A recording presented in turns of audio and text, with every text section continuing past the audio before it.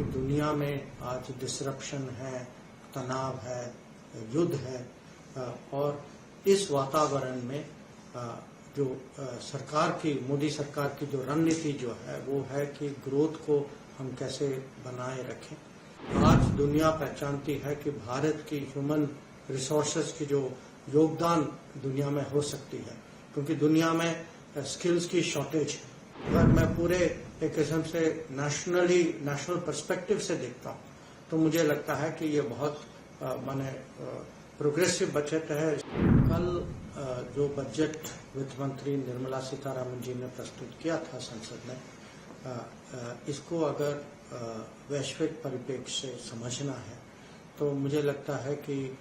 हमें आज की दुनिया की स्थिति देखनी चाहिए कि दुनिया में आज डिसरप्शन है, तनाव है, युद्ध है और इस वातावरण में जो सरकार की, मोदी सरकार की जो रणनीति जो है वो है कि ग्रोथ को हम कैसे बनाए रखें, कि इन्फ्लेशन को हम कैसे कंट्रोल करें और देश की जो क्षमता जो है जो उसको कैसे हम आगे बढ़ाएं। तो अगर आप जो वित्त मंत्री ने 9 प्रायोरिटी एरियाज कल बजट में बहुत स्पष्ट किया था और उसमें अगर आप देखें, मैं कहूँगा स्किलिंग का बहुत महत्व है कि जो इनिशिएटिव्स जो हैं उस बजट में, क्योंकि जो आज दुनिया पहचानती है कि भारत की ह्यूमन रिसोर्सेज की जो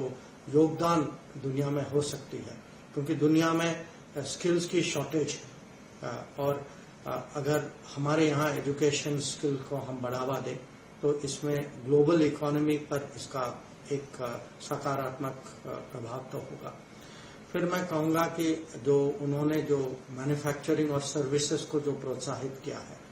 ये हमारे देश में भी अच्छा है कि मुझे लगता है कि हमारी इंडस्ट्री इसकी रिस्पांस इस पर पॉजिटिव होगी। पर यह भी है कि बाहर की जो इन्वेस्टमेंट जो है, बाहर की कंपनियां जो है वो भारत में इन्वेस्ट करेंगी, टेक्नोलॉजी लाएंगी और रिसोर्सेज लाएंगी, हमारे यहाँ रोजगारी बढ़ेगी इसके कारण। और जो इंफ्रास्ट्रक्चर और जो एग्रीकल्चर में प्रगति की जो बात कर रहे हैं, क्योंकि आप ये भी देखिए कि पिछले कुछ सालों में दुनिया जो है अनाज के लिए, चावल के लिए, चीनी के लिए, बहुत सारी चीजों में भारत की एक्सपोर्ट्स का इसमें एक महत्व है। तो अगर हमारी एग्रीकल्चर, एक तो हमारे देश के लिए अच्छा है कि हमारी फूड सिक्योरिटी जो है और मजबूत होगी, पर हम जो है अगल बगल के देश, पड़ोस के देश जो हैं, उनके लिए भी एक किस्म से रिलायबल सप्लायर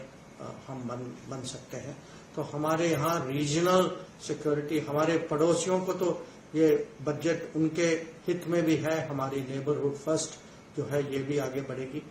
तो मैं कहूँगा ओवरऑल जो है कूटनीति की परिप्रेक्ष्य से ये इस बजट में, क्योंकि हमारे मंत्रालय के बजट में भी काफी बड़ी वृद्धि आई है, 22% हमारा बजट बढ़ा है